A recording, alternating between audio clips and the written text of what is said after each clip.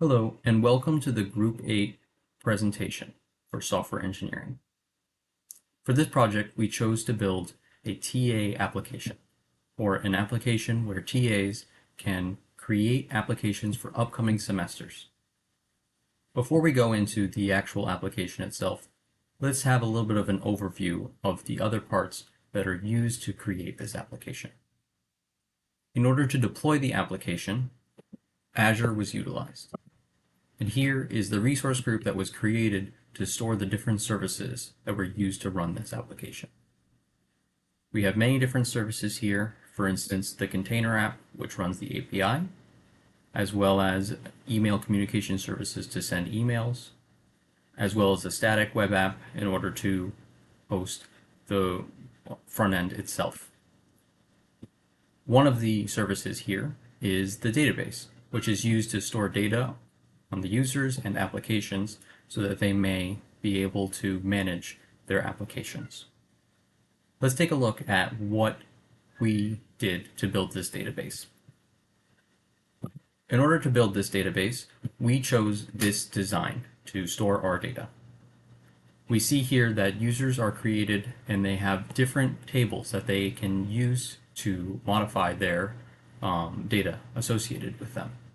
And there's different user types such as TAs, admins, and committee members. TAs need to be able to log in and create applications that pertain to specific courses. So that is done with this applications and application user courses here. Admins would be able to go in and verify the values that the TAs have set to about their applications, which would then forward the application to committee members, which could be either approved or denied.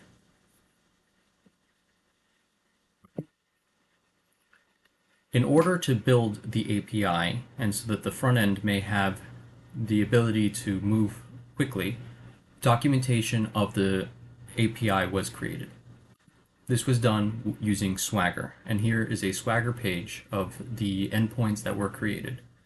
This is used so that you can test the different endpoints as well as see the values that they require, and what they will return.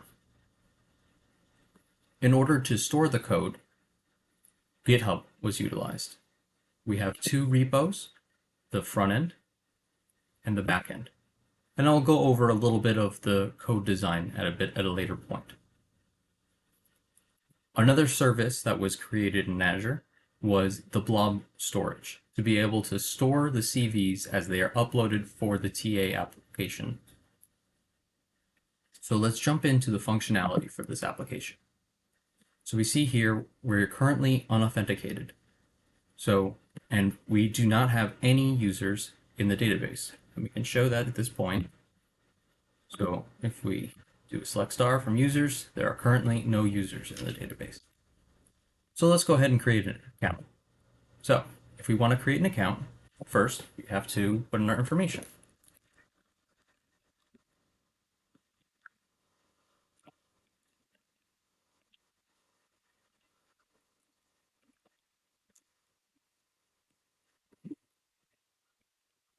I'm going to use a simple password here just for the purposes of demonstration. And then since I am a teaching assistant, if I were not a teaching assistant, I do not have this option, but since I am a teaching assistant, I can upload my CV. So if I choose to upload a CV, I can pick just my resume here, and then I hit submit.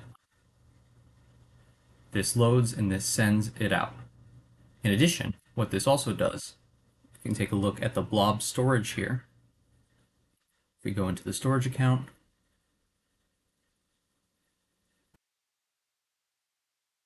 containers, TA assistant, CVs. So this is my user ID that was just created and my CV that was uploaded. But now let's work on the login. So after creating a user, you will be prompted to log in. This is at this point that you can put in your information to log in. So I'm going to do that here. My password as well. My password and my login information will be checked to ensure that it's valid.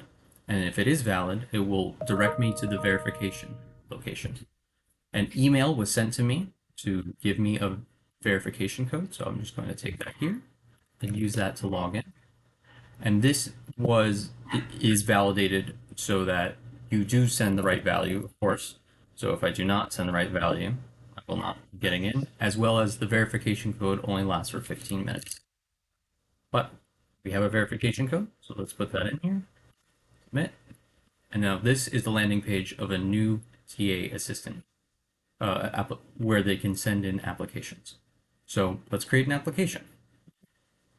So I want to apply for the spring semester in 2025, and I previously was a TA. In addition, I have taken courses before, and here is a list of courses that are currently available. I've taken this course. I took it in spring of 2016, and my grade in this course was an A. I can add another course here for another course that I took. I took this in the summer of this year. My grade was a B minus. So now I'm able to create this application. And we see here that it shows up here as pending. If I wanted to, I could also create another application. Let's do it for summer this time of 2025. I am previously a TA, and these were the courses that I set, so I will create this. And that will also show up here. So we can see the ability for TAs to be able to log in, create applications in order to send them to be approved, and then go to a committee member to assign to a specific or reject their application. This is the extent of the functionality currently of both the front end and the back end, but the code has been built in an extensible fashion to be able to allow building more functionality quite quickly. Let's take a look at the code for this application. The front end was built using Vue.js, and the components, the component library used was PrimeView.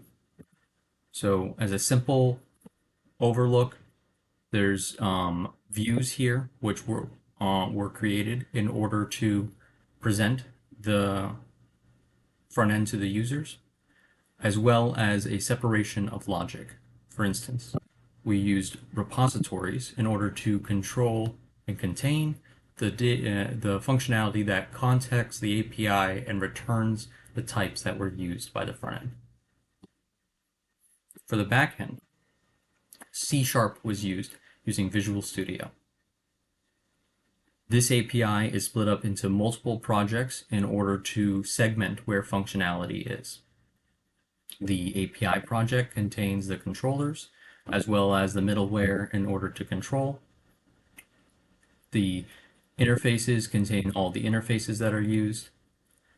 The models contain just the types that were used across this.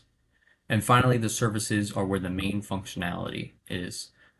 For instance, let's take a look at the user handler. When a create user function is run, it calls the create user function, which pipes together multiple actions into one pipe.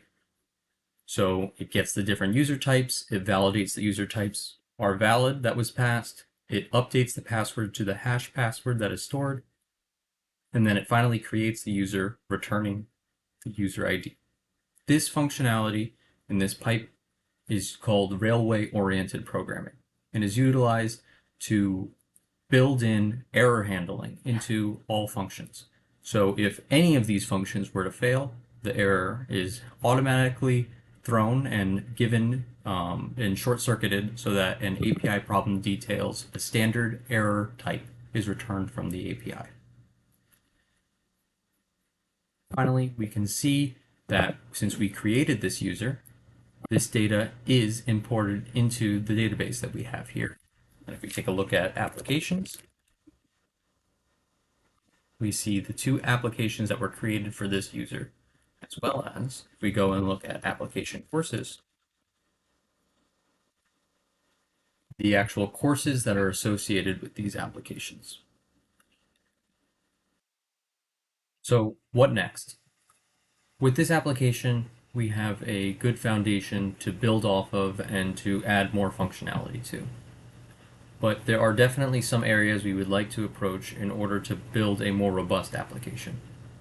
The next biggest thing would definitely be application and course management from an admin perspective.